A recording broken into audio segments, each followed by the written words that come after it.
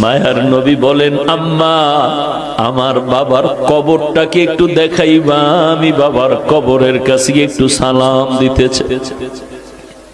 মা আমেনা দৌড়ায় চলে গেলেন দাদার কাছে, আপনার নাতি তার বাবার কবর দেখতে চায়।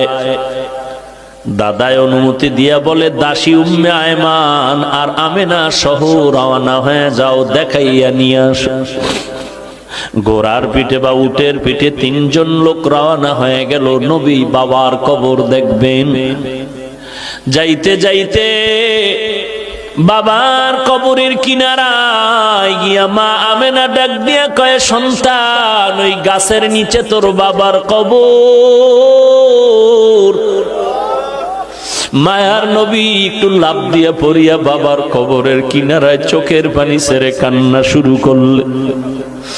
আল্লাহ পাক ফিরিস্তা পাঠায় কয়, তাড়াতাড়ি আমার বন্ধুরে সরায়া দেও, কারণ আমার বন্ধুর কান্না আসমানও সহ্য করতে পারে না, জমিনও সহ্য করতে পারে না, আমি আল্লাহও বরদাস্ত করতে পারি না, ফিরায় দাও। মায়ার নবী কান্না করে বিদায় বেলা যখন রওনা হয়, কিছু দূর যাওয়ার পরে মা আমেনা বলে, এই উম্মে আয়মান দাসী বাহনটাকে থামাও, আমার পেটে ব্যথা শুরু হয়ে গেছে। মা আমেনা মাটিতে পড়ে গেলেন, ছটফট করে আর চোখের পানি ছেড়ে কান্না করে শেষ বিদায়ের বেদনা শুরু হয়ে গেছে। ডাক দিয়া কয়, দাসী উম্মে আয়মান আমার কলিজার টুকরা সন্তানটার একটু আমার বুকের উপরে উঠায় দাও। মায়ার নবীর জড়ায় বলে, বাবা চির বিদায়ের সালাম,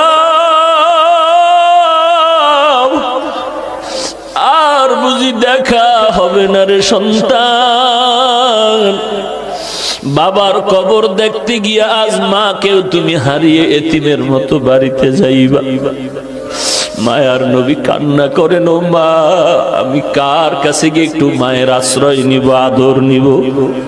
মা আমেনা ওখানে কান্না করে করে এখানে বিদায় হয়ে গেলেন।